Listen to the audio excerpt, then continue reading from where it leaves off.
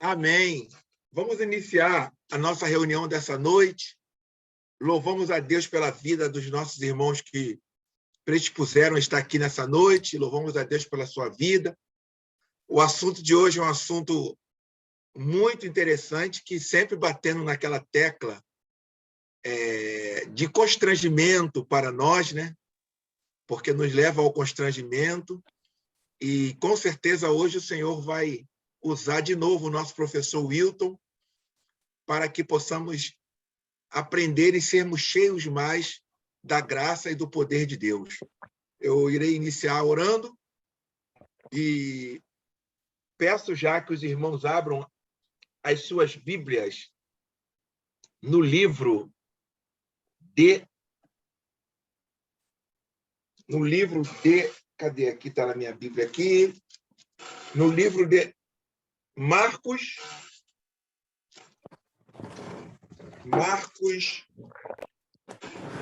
25. Marcos 25. Nós vamos ler do 31 ao 46. Vamos orar? Marcos não é Mateus, né, Wilton? Não. É Marcos, né? Sim. Cadê? De 28 a 34. Isso, Marcos 12, 28 ao 34. Exatamente. Isso. Obrigado, irmã. Vamos lá, deixa eu pegar aqui para ler. Marcos 12. Vamos lá, é o grupo etapa 5. Diz assim, aí chegou o irmão Márcio. Se concentra, pastor. Diz assim o texto sagrado. Diz assim o texto sagrado. Um mestre da lei aproximou-se de Jesus e perguntou-lhe: qual é o primeiro de todos os mandamentos? Jesus respondeu: o primeiro é: escuta, Israel, o Senhor nosso Deus é um único Senhor.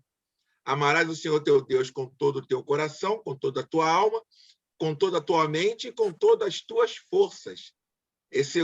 O segundo é este: amarás o teu próximo como a ti mesmo. Não há outro mandamento mais importante do que estes.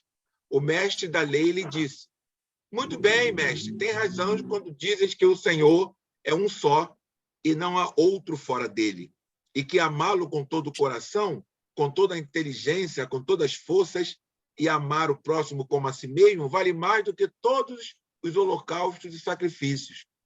Vendo que ele havia respondido sensatamente, Jesus lhe disse: não está longe do reino de Deus. Não estás longe do reino de Deus. E ninguém mais se atrevia a fazer-lhe pergunta. Oremos. Senhor, te louvamos na noite desse dia, te glorificamos, porque estamos aqui reunidos como igreja sua para aprendermos e mergulharmos mais na tua palavra. Como sempre eu te peço, humaniza-se no nosso professor, usa ele com a didática que tu tem capacitado ele, uma didática tão facilitadora, para que possamos aprender e difundir, divulgar esse evangelho teu que é tão maravilhoso e tão constrangedor, que mostra o quanto nós temos que melhorar.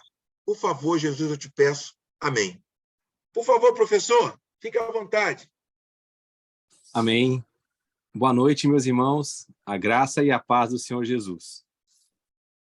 Esse texto que foi lido pelo irmão Isaías, ele é um texto fundamental do Evangelho do Senhor Jesus. É um dos principais textos. E é interessante que essa discussão aí, esse diálogo que acontece, ele tem toda uma sequência que é muito interessante. Os textos bíblicos, como a gente sempre comenta, e os irmãos também abordam aqui, eles nunca estão separados, né, uns dos outros. Todas essas histórias, todos esses textos, todas as narrativas, eles vêm acompanhados de todo aquele contexto que o evangelista, que o editor, ele quer passar para as comunidades. Essa passagem está inserida aí no capítulo 12 de Marcos, ela ocorre após uma discussão bem interessante de Jesus acerca da ressurreição dos mortos. Quem está com a sua Bíblia pode acompanhar, que é a partir do verso 18. Né? E aí Jesus ele tem uma discussão ali com aquele grupo dos saduceus, e ele termina aquela discussão de uma maneira assim improvável para aquele povo, porque ele fala assim, que Deus é o Deus dos vivos e não dos mortos. E aí ele cita que Deus é o Deus de Abraão, de Isaac e de Jacó. Então ele emudece ali os saduceus. Os saduceus eles vão ali para uma discussão com Jesus, quase que uma zombaria, em função da pergunta que eles fazem para Jesus acerca de uma mulher que teve vários maridos, né?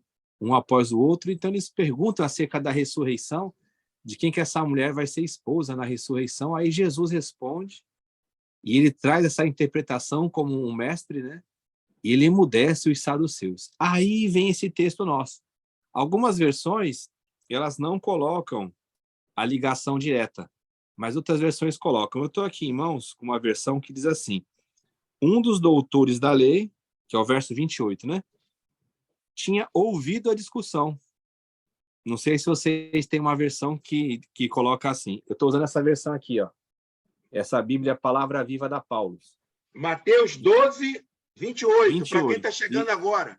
Mateus 12, 28. Marcos 12, 28. Marcos, isso. Aí, essa versão fala assim, um dos doutores da lei tinha ouvido a discussão. Então, ele vê que Jesus, né? E aí fala assim, vendo que Jesus tinha respondido bem. Então, tem essa cláusula aqui antes. Eu acho que algumas Bíblias não contemplam isso. Mas interessante é que ele faz essa ligação, porque esse doutor da lei, que vai travar o diálogo com Jesus, ele ouve aquela discussão ali e ele fica maravilhado com a resposta que Jesus dá. Porque Jesus, ele encerra ali a discussão com os saduceus e aquele grupo fica, vamos botar assim, de maneira rebaixada diante deles. Porque eles vão com uma zombaria, uma pergunta capciosa, e eles saem envergonhados diante da sabedoria de Jesus, da interpretação que Jesus dá. Então, o texto fala, um dos doutores da lei tinha ouvido a discussão. Vendo que Jesus tinha respondido bem, aproximou-se dele. Então, o que levou esse homem a chegar perto de Jesus? Que Jesus era um mestre que respondia bem aquelas questões mais difíceis da teologia popular de sua época, que os grupos defendiam. E ele faz uma pergunta muito interessante. Ele fala assim, qual que é o primeiro de todos os mandamentos? Por que alguém faz uma pergunta como essa, né? Ele vê que Jesus responde bem, então ele quer ver se Jesus tem um ensinamento que bate com o dele. Ele é um mestre da lei, ele é um ensinador, ele é um doutor. E qual que é a função do doutor da lei? Ensinar os mandamentos. Então ele quer saber qual que é o principal mandamento. Veja que interessante. Aqui não é uma questão de somente valor acerca de mandamento. Porque o mestre da lei, ele tinha que ensinar todos os mandamentos. Mas ele está buscando em Jesus qual que é o assunto principal. Qual é o assunto em que nós devemos nos deter? Né? Porque se eu tenho que ensinar toda a lei, eu tenho que ter um guia, tenho que ter uma base. E vai ser surpreendente também esse diálogo de Jesus com ele. Porque quando você coloca assim, qual que é o primeiro mandamento, qual que é o principal, o que está dizendo? Todo o seu ensino, todo o seu arcabouço de conhecimento, ele vai ter que ser guiado por esse mandamento. Aí Jesus responde, o primeiro é, ouça Israel. Por que ele cita isso? Ele está pegando aqui o texto do Deuteronômio, né, que nós chamamos de Shema, que é ouça Israel. Então, assim, a primeira coisa que nós devemos aprender com relação aos mandamentos do Senhor, a primeira coisa é ouvir o que Deus nos fala. E aqui, nos evangelhos, Deus ele só está falando através de uma pessoa, que é Jesus. Em todo o evangelho, nós vemos isso. O autor aos Hebreus ele vai captar esse sentido, porque ele vai dizer que, havendo Deus falado de diversas formas, né, aos pais pelos profetas, agora ele nos fala, nesses últimos tempos, através do Filho. Então, quando Jesus ele chama esse mandamento e ele vai explicar, o que ele está dizendo? A primeira coisa que você tem que fazer diante de Deus é ouvi-lo. E isso é algo muito interessante. Nós precisamos ter ouvidos aptos para ouvir o mandamento do Senhor. Então, Israel, ali, a nação, o povo diante de Jesus, tem que ouvir o que Deus tem a dizer. E esse é um desafio também para nós. Nós temos que ter, pelo Espírito Santo, esses ouvidos abertos para nós entendermos o que o Senhor está falando conosco. Então, Jesus coloca: ouve, ó Israel, o Senhor nosso Deus é o único Senhor. Ame o Senhor, seu Deus, com todo o seu coração, com toda a sua alma, com toda a sua mente e com toda a sua força. O segundo é, olha que interessante, Jesus podia ter parado, porque ele perguntou acerca do primeiro mandamento. Mas Jesus, ele continua. Ele fala assim, o segundo é, ame o seu próximo como a si mesmo. Não existe outro mandamento maior do que estes. O que Jesus faz? Ele une esses dois mandamentos. O amor a Deus e o amor ao próximo. Quando se pergunta acerca do principal mandamento, para Jesus não tem como separar. E é interessante que Jesus, ele não faz uma fusão dos dois mandamentos. Ele não fala assim, amar a Deus é amar o próximo. Ele não faz isso. Ele fala amar a Deus e amar o próximo. Mas ele não desconecta. Por quê? Porque amar a Deus vai desembocar em amar o próximo. O mandamento é esse, é amar a Deus com todas as forças, com todo o seu ser. E quando você ama a Deus com todo o seu ser, você vai amar o seu próximo, como você se ama. Agora aqui é interessante, por quê? Alguns aspectos psicológicos são colocados nisso. As pessoas falam assim, eu tenho que aprender a me amar a mim mesmo para eu poder amar o próximo. Mas a própria Escritura, ela diz que ninguém odeia a sua própria carne. Qual que é a evidência disso que Paulo coloca? Ele fala que a gente se alimenta. Né? Ninguém odeia a sua própria carne, antes a alimenta. O fato de nós levantarmos, o fato de nós comermos, o fato até de nós nos deprimirmos, mostra que a gente se ama. Como assim? Eu vou me deprimir, eu vou me amar. Porque quando você se deprime, o que você está vendo? Que você está insatisfeito, que você não está vivendo aquilo que você desejaria viver. Então, esse amor próprio, ele já está dentro de nós. O que nós temos que fazer é lançar esse amor próprio para as outras pessoas. Fazendo isso, a gente vai estar cumprindo esse mandamento. A gente vai amar a Deus com todas as nossas forças, com todo o nosso ser, e vai desembocar onde? Amar o próximo. Se eu fizer isso, se você fizer isso, a gente cumpre todo o mandamento do Senhor. Não tem espaço para o pecado, não tem espaço para o egoísmo, não tem espaço para nós perdermos tempo com coisas pequenas. Toda a nossa vida vai estar centrada no amor a Deus e no amor ao próximo. Quando Jesus coloca isso, ele vai concordar, o doutor da lei, ele concorda com Jesus, né? Jesus fala assim, o doutor da lei, ele disse, muito bem, mestre, com razão disseste que Deus é único e que não existe outro além dele, e que amá-lo com todo o coração, com toda a inteligência e com toda a força, e amar o próximo como a si mesmo, vale mais do que todos os holocaustos e sacrifícios. E aqui ele acrescenta uma cláusula, porque Jesus, ele não falou sobre essa questão dos sacrifícios e dos holocaustos. Então, por que o texto coloca isso? O que está na mente do doutor da lei? O que está na mente dele é o fazimento, é a atividade religiosa. Por quê?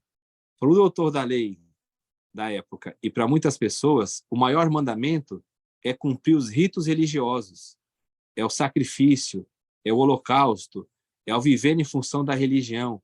Muitas pessoas acham que servir a Deus é você ter uma atividade religiosa, um ativismo, é você se envolver cada vez mais em rituais, em liturgias, né? Em atividades para você mostrar que você é um bom religioso e que você é uma pessoa dedicada a Deus. Mas, veja, o próprio doutor da lei, ele entende que amar a Deus não está relacionado obrigatoriamente com oferecer sacrifícios e holocaustos, porque ele coloca num patamar maior. Ele entende que amar a Deus e ao próximo é maior, Deus está aqui, vale mais do que todos holocaustos e sacrifícios. Sabe o que ele está falando aqui também? O que está por trás disso? que o perdão de Deus, ele é superior ao rito. Porque quando é que você oferecia os sacrifícios e os holocaustos? É para você obter o principal favor de Deus, que seria o perdão. Quando você vive uma vida que você ama a Deus e ao próximo, o perdão de Deus ele é manifesto na sua vida. Por isso que você faz aquela oração, que é o Pai Nosso, que nos faz tremer. Porque a oração do Pai Nosso diz assim: perdoa as nossas dívidas, assim como nós perdoamos os nossos devedores. Quem ensinou essa oração é alguém que vivia isso. Alguém que amava a Deus e amava o próximo como o Senhor Jesus. Somente alguém que tem essa visão do reino de Deus, essa visão do mandamento de Deus, vai conseguir entender que amar a Deus e amar o próximo independe de holocaustos e sacrifícios. Independe de você ter uma prática religiosa que é aprovada diante dos homens. Independe de você cumprir ritos religiosos. Você vai levar a pessoa como um doutor da lei, que estava ali ensinando essas leis, que estava naquele dia a dia ali da religião, e entender a mensagem verdadeira do reino de Deus. Todos os sacrifícios, todos os holocaustos, todos os mandamentos, eles perdem esse valor quando você coloca amar a Deus e amar o próximo. E isso não é algo impossível. Muita gente diz assim, mas isso aí é impossível. Amar a Deus com todo o meu ser e amar o próximo com a mim mesmo. Mas exatamente esse é o papel que o Espírito Santo desempenha na nossa vida. Ele vai nos tirando tudo aquilo que não pertence a Deus da nossa vida. Ele vai nos santificando, ele vai nos conformando à imagem de Cristo para que a gente possa viver isso.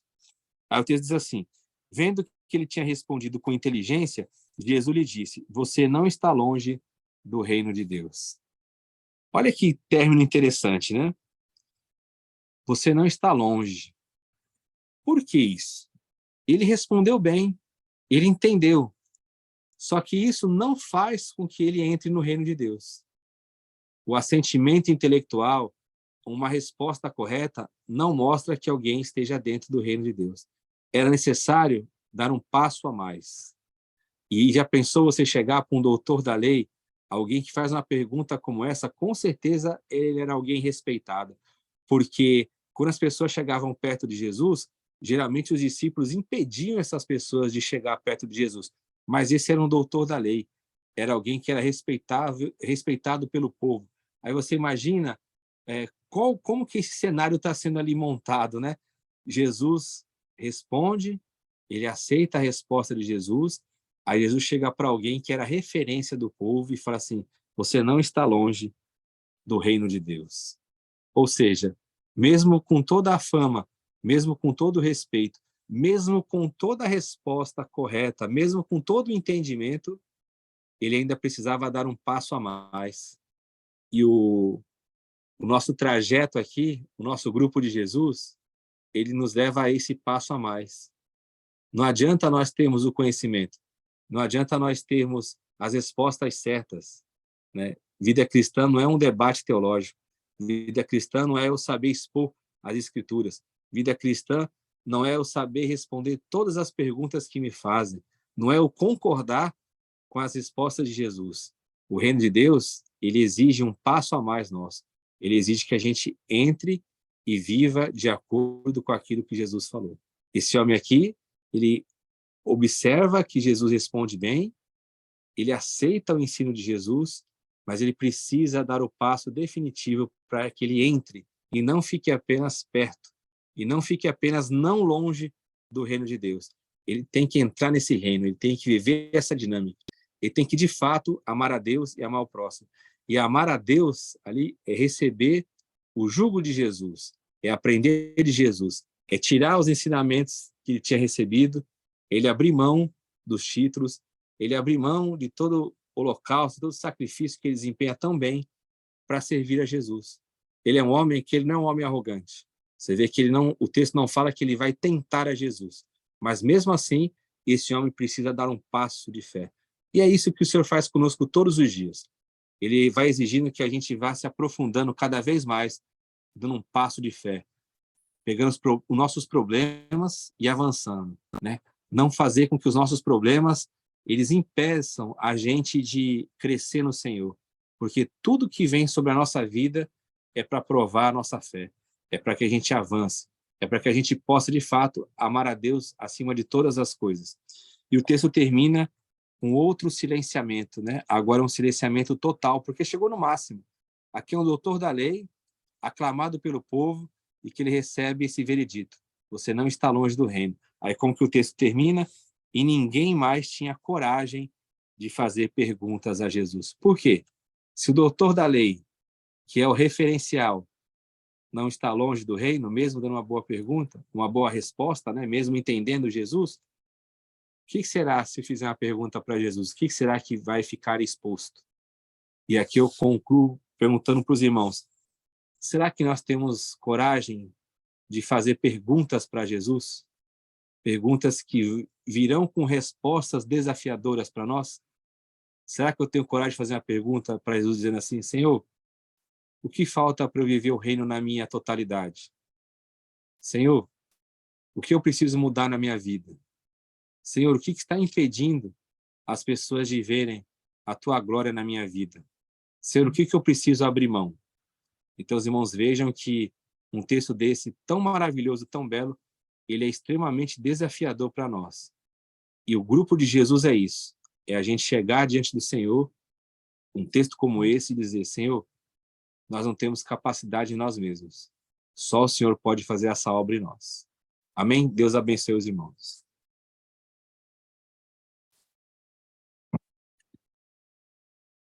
Professor, como eu sempre digo, sempre que nós ouvimos o destrinchar de textos como esse, nós saímos constrangidos, né?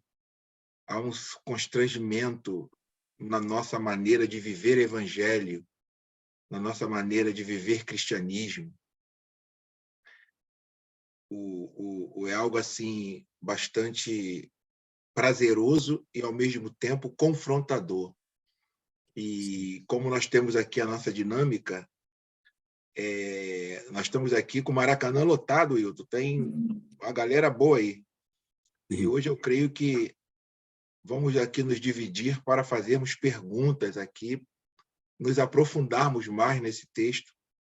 E eu gostaria de já iniciar a minha pergunta ao professor Hilton. Qual o paralelo que o professor Hilton faz desse texto de Marcos 12, 28, a aquelas pessoas que Jesus trata de maneira tão carinhosa em Mateus 25, quando ele diz que vocês herdarão o reino dos céus. Aquelas pessoas que faziam bem, amavam, sem saber que estavam amando. Jesus diz que era quando você ama um pobre, né, uma pessoa desprovida do Estado, desprovida de muitas coisas, você está me amando, você está cuidando de mim. Qual o paralelo que o irmão Hilton faz nesses dois textos, com relação ao que vivenciamos hoje, a nível do evangelicalismo, podemos dizer assim? Depois, os irmãos, por favor, já preparem as suas perguntas, ou não tiver pergunta, participe, fale algo que o Espírito Santo colocar no teu coração. Nós estamos aqui adorando ao Senhor. Por favor, professor. Esse texto que o irmão Isaías citou, Mateus 25, ele faz alusão ao juízo final, né? Onde as pessoas comparecerão ali diante do Senhor Jesus e elas receberão esse veredito maravilhoso por um lado e outras receberão um veredito terrível por outro. Vocês vão herdar o reino que está preparado desde a fundação do mundo. Por quê? Porque eles acolheram a Jesus no próximo. Então, eles cumprem a lei porque eles amam a Deus aonde? Eles têm essa dinâmica de empregar toda a sua vida no bem. No bem. Eles não são pessoas que são confrontadas com perguntas de Jesus com relação à prática religiosa, com relação ao entendimento teológico. Você vê que Jesus não faz nenhuma pergunta ali para eles sobre um entendimento teológico. Não sei se os irmãos já observaram, e aqui eu não sou contra o ensino teológico, muito pelo contrário, a minha vida é isso. Mas você já percebeu que o requisito em muitos locais para você selecionar uma pessoa que vai ser um mestre, que vai ser um obreiro, vamos chamar assim, são coisas relacionadas às práticas religiosas. Você é dizimista, você é batizado no Espírito Santo, você cursou teologia, você aceita todo o nosso arcabouço doutrinário, você concorda com toda a nossa prática da denominação, você foi batizado nas águas, e aí começa a fazer uma série de perguntas. Você é casado? Sendo que, para Jesus, a questão de inserção no reino não tem nada a ver com esses detalhes. A inserção no reino, né? Aqui Jesus fala com o doutor da lei que ele está próximo, que não está longe. Mas a inserção, aqueles que vão herdar dos próprios lábios de Jesus, são pessoas que elas fizeram de maneira despreocupada. Elas fizeram por causa da sua essência, que o divino já habitava nelas, e elas, mesmo não vendo Jesus naquelas pessoas, elas faziam pelo seu coração desprendido. Você imagina que cena maravilhosa é essa, você receber um elogio de Jesus por você cuidar dele, e aí a pessoa fala, mas como que eu posso cuidar do Senhor? Se nós levarmos hoje para a nossa prática, hoje o que mostra a espiritualidade de uma pessoa, geralmente são os rituais, né? O que é ser uma pessoa espiritual para os outros hoje? A pessoa que não falta em nenhuma reunião da igreja, embora a reunião da igreja seja muito importante, é uma pessoa que tem um ativismo religioso, é uma pessoa que ela mostra a agenda dela, né? Olha, hoje eu estou pregando aqui de manhã em São Paulo, à tarde no Rio, à noite em Brasília, a minha agenda está lotada para o mês que vem, eu vou estar em vários países, mas isso não quer dizer que a pessoa ela esteja na essência de Jesus, porque fazer palestras, você está em vários locais, hoje muitas pessoas fazem isso, em qualquer parte de um trabalho, né, de uma palestra, isso não quer dizer que você esteja inserido no reino. Então, quando você conecta esse texto aqui com o texto do juízo final, que o irmão Isaías citou, você vê que o padrão de Jesus, ele é um padrão totalmente diferente do padrão que a religião coloca como sendo o padrão aceitável ou o padrão satisfatório. O padrão para Jesus é uma coisa só, é dispensar o amor a Deus em práticas bem objetivas que cuide da humanidade, porque a humanidade é o alvo do amor de Deus. A régua de Jesus é diferente. Glória a Deus por isso. Por favor, o Márcio estava ali dando glória ali, querendo falar algo. Alguém tem algo a falar, por favor? Rapaz, irmãos, eu estou aqui na rua. Não vou falar muito não, mas estou assistindo, que benção, glória a Deus. Tá fazendo a caminhada dele ali. Não, ele está vindo do trabalho agora. Vamos lá, gente. Irmão Williams. Irmão Williams quer perguntar, quer falar algo. O João abriu o microfone primeiro ali, Williams. Fala, João.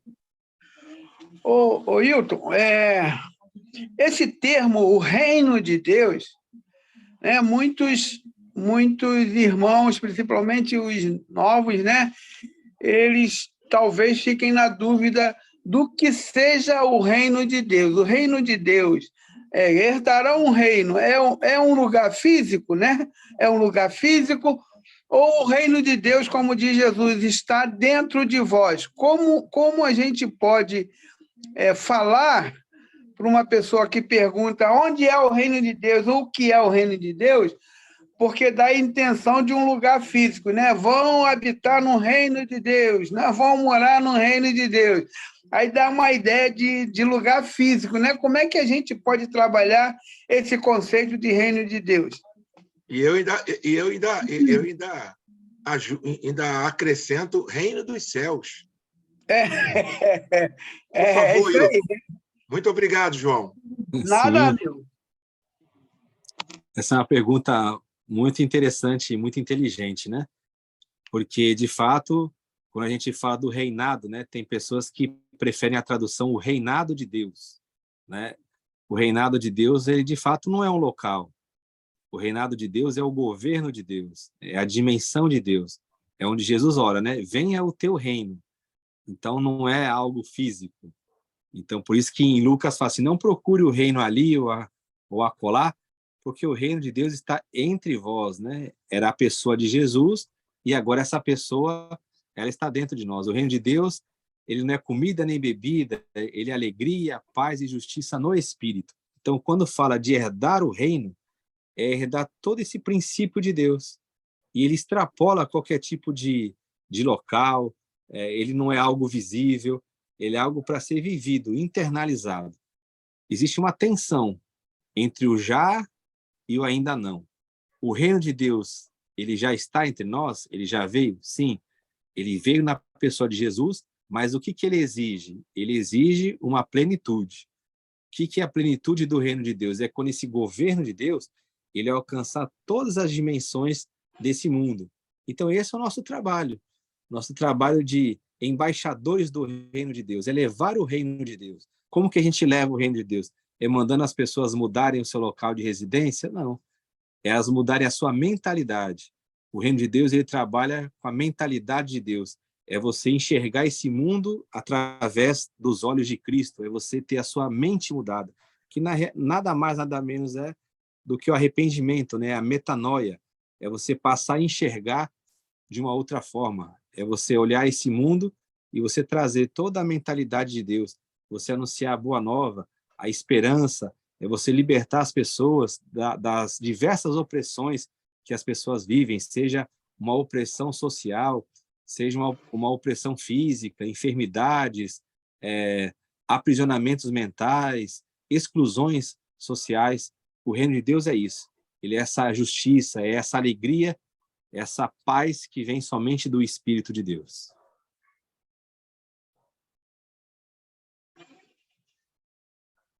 E aí, gente, vamos lá. Vamos lá, irmão Williams. Irmão Felipe, vamos participar. Irmão Carlos também está na área. Vamos participar, por gentileza.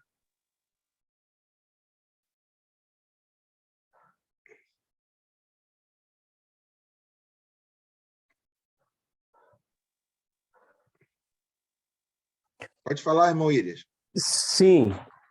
Gente, essa aula aqui ela é maravilhosa. Porque enquanto o pastor Wilton está falando, eu estou lembrando da vivência religiosa da nossa época e a gente percebe que as coisas se repetem. Eu, por exemplo, eu aprendi que a reunião da igreja, as atividades da igreja, elas são de extrema importância. Só que nessa prática das reuniões, das atividades da igreja, pouco me ensinaram em amar a Deus, né? Não com experiências, com ensinamentos que verdadeiramente fossem fundamentados. E agora essa aula aqui ela vai destravar por quê? Porque eu não vou conseguir amar o próximo como a mim mesmo se eu não amar a Deus, se eu não conhecer a Deus pela sua essência, se eu não conhecer o que é o reino de Deus.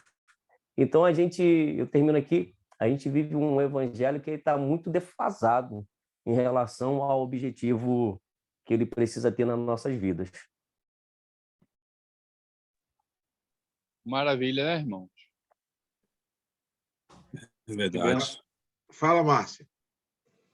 Outro dia eu estava numa reunião e eu perguntei, irmãos, eu acredito que todos nós temos um pensamento do que o que é fazer a obra de Deus.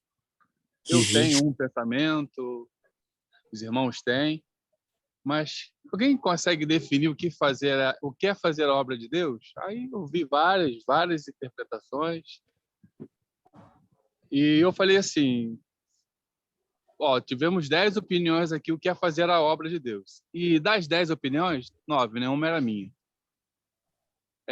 Eu percebi que o rito religioso estava nas 9. Né? O fazer, o acontecer dentro ou ligado a um local de culto, era a maioria das respostas. Aí eu perguntei, mas se Jesus falar o que é fazer a obra de Deus, nós vamos esquecer essas 9 respostas ou ficar com a de Jesus?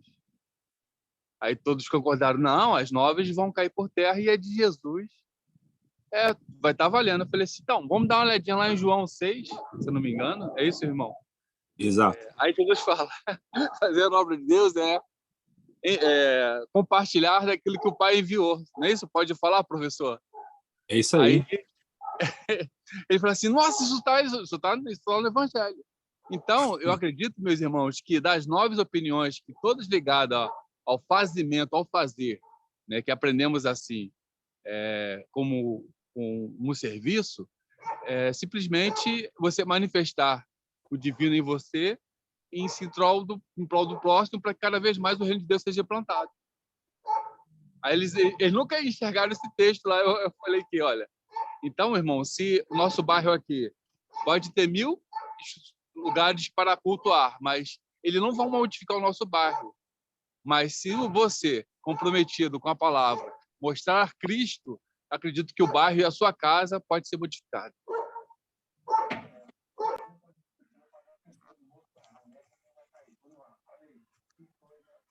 Pode falar, irmão William. Muito bem. Ô, Wilton, você pode ler esse texto aí que o Márcio falou, João 6. Eu tô... 6... 29, não é isso? 29, 30. Porque se você perguntar hoje, para muitas pessoas, Sim. Elas falam, o que é fazer a obra de Deus? É ganhar almas. Isso. Não é, Márcio? É ganhar almas. Você escuta isso toda hora, é ganhar alma, ganhar alma. Só que o irmão que fala que para você, o pastor que fala para você que é ganhar almas, você não vê Cristo nas atitudes dele, as pessoas não veem Cristo nas atitudes dele. É ganhar almas, é ir para a igreja, é evangelizar. Por favor, professor. Aqui, essa versão ela coloca muito bem a diferença, né? Porque a pergunta ela é feita no plural, porque o religioso ele se preocupa com obras, e a resposta de Jesus é no singular. É João capítulo 6, versículos 28 e 29. Diz assim: então lhe disseram, o que devemos fazer, veja, para realizar as obras de Deus? Eles estão perguntando no plural, obras. Aí Jesus vai responder no singular, verso 29. Jesus respondeu dizendo-lhes, esta é a obra de Deus, que vocês acreditem naquele que ele enviou. Esse é o trabalho do Senhor. Essa questão que o irmão Williams colocou junto com o Márcio, ela é muito interessante porque as reuniões da igreja, elas são importantes? São bastante. Mas qual que é o problema, então?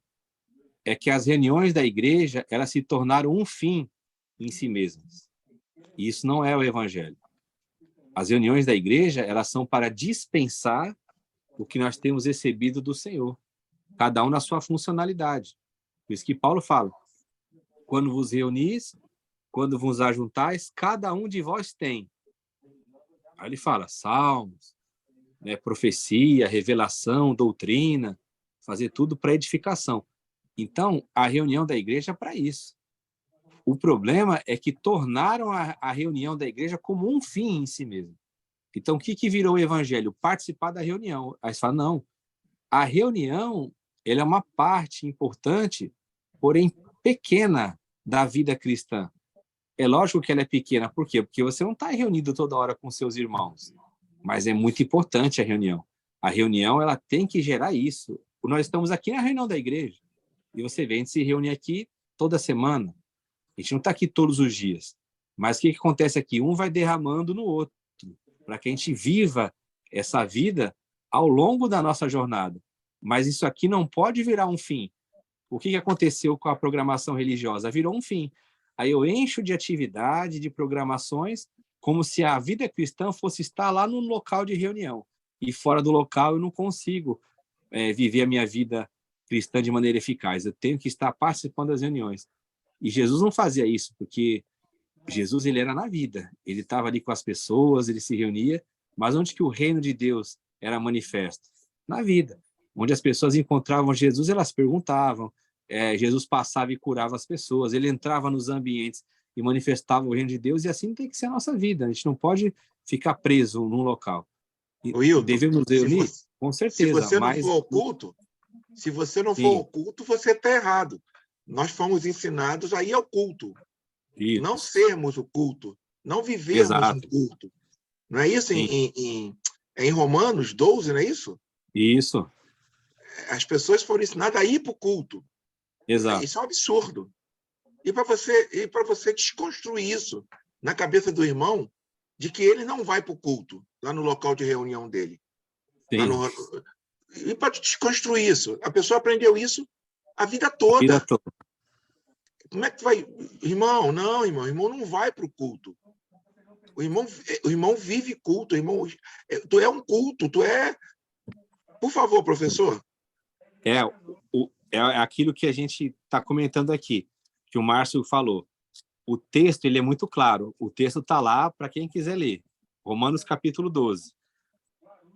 O início do capítulo 12. Ele está ali bem claro, não tem nenhuma dificuldade de entender. O problema não é entender, o problema é ter a revelação que o texto apresenta. Diz assim, essa versão talvez esteja um pouco diferente, mas ela não difere muito, não. Romanos 12, verso 1 e 2. Fala assim, portanto, irmãos, pela misericórdia de Deus, exorto que vocês ofereçam os próprios corpos como sacrifício vivo, santo e agradável a Deus. É este o culto racional de vocês. E não se conforme a este mundo, mas transformem-se renovando o próprio modo de pensar, para que vocês possam distinguir qual é a vontade de Deus, o que é bom, agradável e perfeito. O que é o culto? É apresentar os nossos corpos como um sacrifício. Essa é a linguagem do Novo Testamento que Paulo atualiza. Então, o culto não é eu apresentar um animalzinho lá como sacrifício. O culto é eu apresentar a minha vida. A minha vida é o culto racional para Deus. Aí você fala, não está claro aqui no texto? Tá.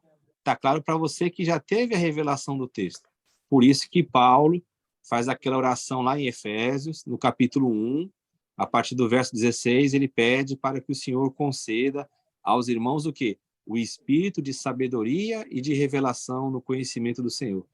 Evangelho é revelação. Sempre isso, do início ao fim. Se os olhos espirituais não forem abertos, a pessoa vai ler isso aqui e ela não vai entender. Ela fala assim, o texto está claro mesmo, é o culto racional. Mas a tradição está na mente dela. Para remover isso aqui, só a ação do Espírito Santo. Amém. Louvado seja Deus. Vamos lá. Mais perguntas aí. Irmão Carlos está quietinho. Eu gosto de ver o irmão Carlos. A irmã Jacira está quietinha. Irmã Sheila está que está. Quietinha, quietinha, quietinha. Irmã Jacira também, Felipe. Todo mundo quietinho. João Carlos aí, ó. Isso aí. Por favor, É o Márcio. Se você perguntasse hoje para Cristo, do jeito que você está hoje, você acha que receberia a resposta, está um pouco mais perto do reino? Você sabe o que eu estou perguntando em relação às suas atividades eclesiásticas. Eu estava conversando com um pastor amigo hoje e eu disse para ele, eu louvo a Deus por me sentir mais próximo dele, mais livre, sabe? Eu louvo a Deus por estar mais livre. Eu liguei para um amigo nos Estados Unidos, estou conversando ontem com um amigo nos Estados Unidos, ele está lá já há 7, 8 anos, e ele falou assim, Isaías, eu tenho vivido experiências maravilhosas com Cristo. E eu vivi uma certa crise no início, de querer me aproximar mais de Cristo. E semana passada eu vivi uma experiência que eu tenho vivido maravilhosa. Eu falei, qual a experiência? Ele falou, eu chego no fast food, tipo Habib's, McDonald's, aí eu paro o carro, peço meu lanche com a minha esposa, aí você pede o lanche aqui na portinha, né, dentro do carro, Aí você caminha mais um pouco com o carro para pagar, né? Para pagar. Aí chega na hora dele pagar, lá nos Estados Unidos, chega na hora dele pagar, ele espera um pouquinho, aí o cara que está no carro atrás dele já pediu também, entendeu? Aí quando ele vai pagar o dele, ele fala assim, ó, paga o meu lanche e o lanche desse moço que está aqui no carro aqui atrás do meu. Aí a atendente fala, mas eu posso dizer quem está pagando? Ele fala assim, avisa para ele que Jesus mandou pagar o lanche para ele. Olha, gente, ele faz isso. Ele falou, Isaías, eu vou filmar a reação das pessoas. Quando as pessoas vão, ela chega no guichê, vai pagar, aí o atendente fala assim, não precisa pagar não, que já está pago. Aí, ué, quem pagou? Jesus mandou aquele moço lá pagar para você. Ele falou que as reações são as mais loucas e maravilhosas que você possa imaginar. Quando a atendente fala assim, Jesus, parece que é uma flecha, um arco, parece que é uma flecha pontiaguda, que pega na pessoa assim, de surpresa, e a pessoa se quebranta, chora, tá entendendo? Então, ele falou isso aí, esse é o meu culto racional, esse é o meu culto, esse é o culto que eu vivo. É uma coisa tão maravilhosa que as pessoas esperam, não tem reação assim, ficam aqui, não, você quer alguma coisa em troca? Não, cara, eu não quero nada em troca, não. Eu estou compartilhando com aquilo que eu já tenho e daquilo que já fizeram por mim. Aí a pessoa fica, não, com aquele pé atrás, às vezes, né? Ué, mas tu não quer nada, não tem nenhum interesse, principalmente se for mulher. Eu falei, não tenho interesse nenhum, senhora. Simplesmente estou compartilhando aquilo que já fizeram comigo e hoje estou podendo compartilhar. Muito interessante isso. É verdade. Fala, João. Não, toquei. Ô, João, antes eu gostaria de comunicar aos irmãos a nossa pequena oferta aqui ao nosso professor Wilton, né? Nós temos o Pix dele, mas se tiver alguém aqui que ainda não tem o Pix do nosso professor, Wilton Chini, isso foi algo que nasceu aqui no nosso coração, não veio nem do professor, porque ele não cobra nada, porque ele entende que o evangelho deve ser dado de graça, mas nós, como gratidão ao Senhor, decidimos abençoar a vida do nosso professor, e o Pix dele, pega uma caneta aí para você abençoar a vida do professor.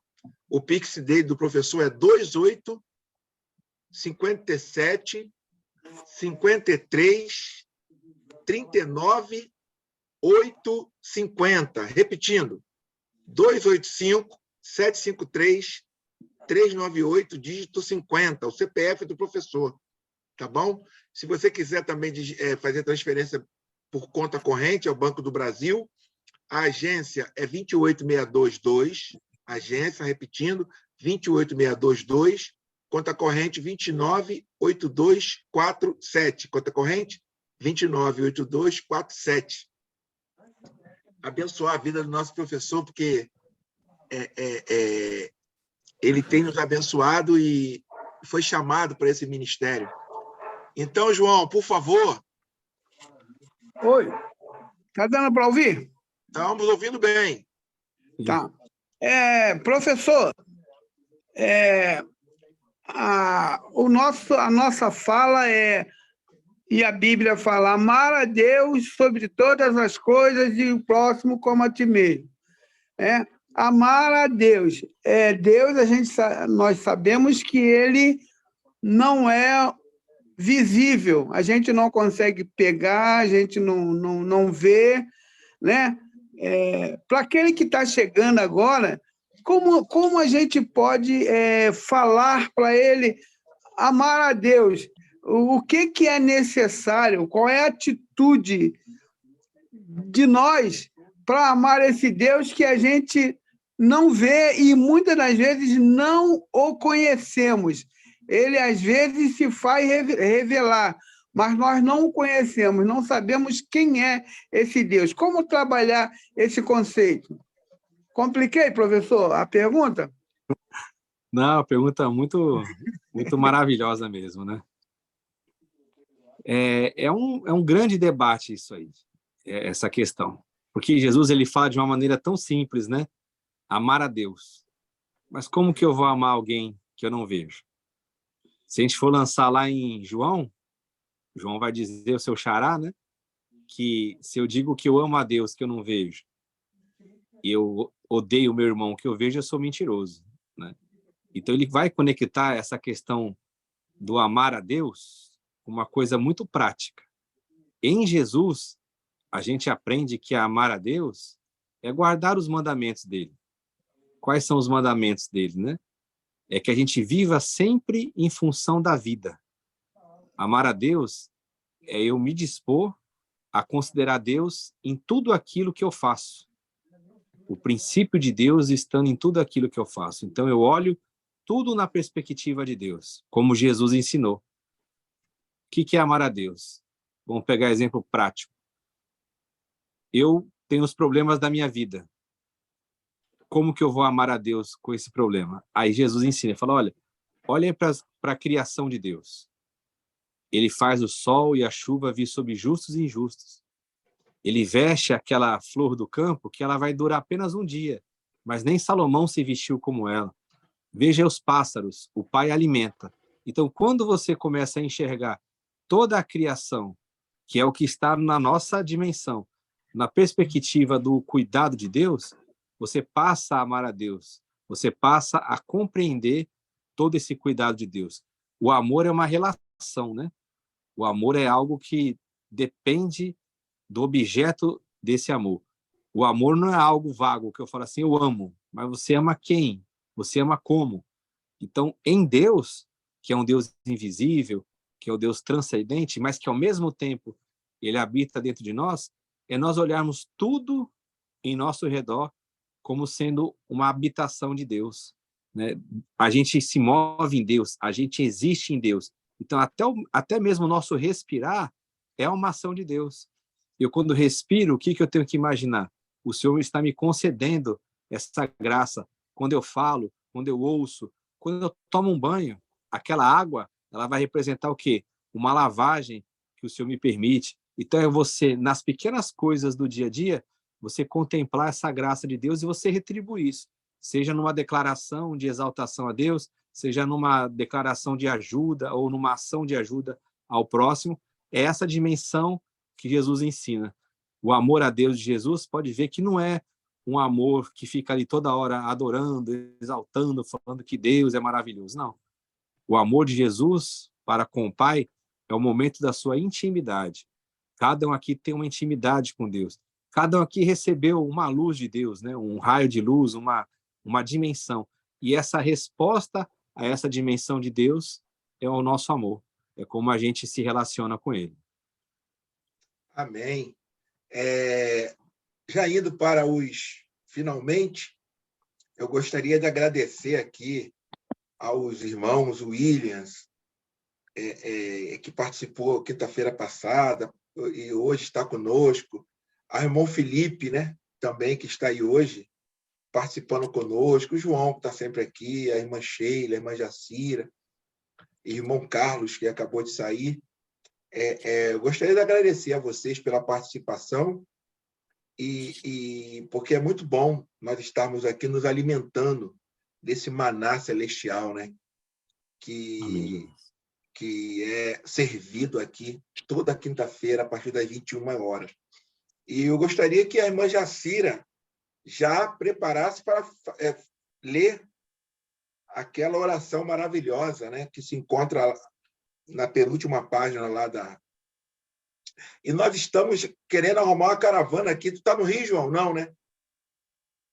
Arrumar uma caravana aqui para encontrarmos com o Hilton aqui em Cascadura. Vamos ver se a gente consegue. Felipe, tu tá de bobeira, Felipe, amanhã? Amanhã à noite, Felipe?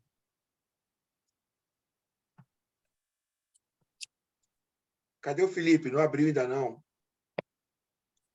A irmã Jacira tem disponibilidade. Eu vou ver com a irmã Cissa.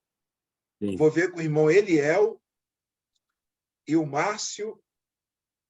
E vamos ver se eu consigo encontrar mais alguém que conhece o Hilton, se o Hilton também vai ter essa disponibilidade amanhã. para encontrar com a gente, Sim, comer alguma coisa lá e batermos um papo, comemorando o aniversário de 25 anos do irmão Wilton. Amém? Coisa boa. Felipe, Meu amanhã, tu está irmão, ocupado? pai, Amanhã à noite, nós Eu- estamos pensando em nos encontrar com o irmão Wilton ali na churrascaria ali em Cascadura. pô, vai ser benção, mas amanhã eu estou com um monte marcado com o Ministério de Homens aqui da igreja. Ô, Vou no Monte glória! Oreb. Então, show. Beleza. Ora por nós. Amém. Amém. Amém. Ora por nós. Gostei dessa barba aí, Varão. Nem Tá Abraão tem crescendo, uma barba dessa. Vai chamar Irmã atenção para Jacira. cá, tirar daqui. Irmã Jacira, por favor. Então, posso, né? Vou começar. Peraí, tá certo. Tu nos dá teu amor. Ensina-nos a amar-te com todo o coração. Teu amor é fonte de vida. Ensina-nos a amar com toda a alma. Teu amor é fonte de luz. Ensina-nos a amar-te com toda a mente. Teu amor é nossa fortaleza. Ensina-nos a amar-te com todas as forças. Amém. Meu coração está contigo. Meu coração está contigo, Pai. Meu coração está contigo neste momento. Minha cabeça pensa em ti neste momento. Meus olhos olham os teus olhos neste momento. Minhas mãos apertam as tuas mãos neste momento, me decido por ti. Tu, só tu é Deus. Só tu és sentido. Só tu libertas. Só tu és fiel. Só tu és esperança. Só tu és amor. Só tu és Deus. Meu coração está contigo, Pai. Meu coração está contigo. Seguirei os passos de Jesus. Hoje me decido por ti. Graças a Deus, graças a Deus, graças a Deus, nós te damos graças, Senhor, pelos olhos que olham com amor, pelas mãos que cuidam e levantam, pela voz que acompanha e anima, pelos ouvidos que escutam gemidos, tristezas e alegrias. Nós te damos graças por tantas pessoas que são portadoras de teu amor. Amém, amém, amém. Que Cristo Jesus seja plenamente formado em nós. Amém. Amém. Amém, irmã Jacira. Tive que sair aqui para buscar minhas... Amém. Amém. Amém? Eu Amém. tive que sair aqui para buscar minha esposa, mas gostaria de pedir ao irmão Felipe que orasse ao Senhor agradecendo por essa reunião. Por favor, irmão Felipe.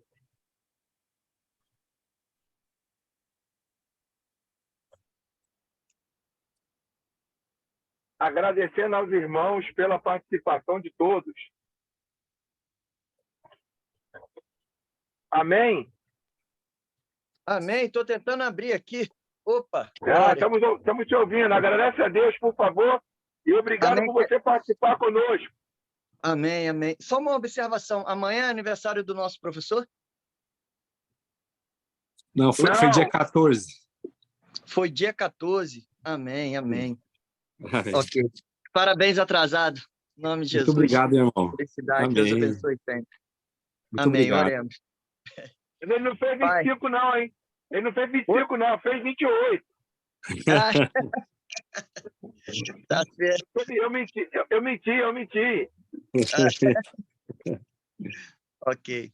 Pai amado, querido, Deus Todo-Poderoso, te agradecemos, Senhor, por esse momento de comunhão, por esse momento Amém. de aprendizado.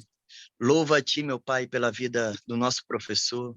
Louvo a Ti, Pai Amém, amado, Jesus. pela vida do nosso amado irmão Isaías, de todos Amém, aqui que Jesus. constantemente têm dedicado a vida a estar aprendendo a cada reunião, Pai. Louvo a Ti, Pai Amém, amado, Jesus. por tudo que o Senhor Jesus fez, nos deixou com ensinamento, nos deixou da sua palavra, e hoje nós podemos compartilhar dela e constantemente estarmos aprendendo e sermos surpreendidos pelo teu amor, pelo Aleluia, Jesus. teu carinho por nós, Pai. Muito obrigado mesmo, Pai amado, que essa reunião a cada dia mais possa crescer em nome do Senhor Jesus, não só em quantidade de pessoas, mas em qualidade. Embora Amém, nós já Jesus. sabemos, Pai amado, que tem sido tão maravilhoso. Pena que eu não tenho conseguido estar mais vezes, mas todas as vezes, Pai, que eu consigo estar, sou muito Amém. agradecido e engrandecido pelo teu amor, pelo aprendizado da tua palavra. Pai, em nome de Jesus, agradeço por esse momento. Peço a ti, Amém. Pai, que o Senhor nos dê uma noite de paz, de bênção, em nome do Senhor Jesus. Amém. Muito obrigado, Amém. gente. Deus abençoe. Amém. Está terminado, em nome de Jesus. Amém. Beijo no Amém. Glória a coração Deus. de todos. Amo vocês. Amém, amém. Vai, vai. Eita, tchau, pai.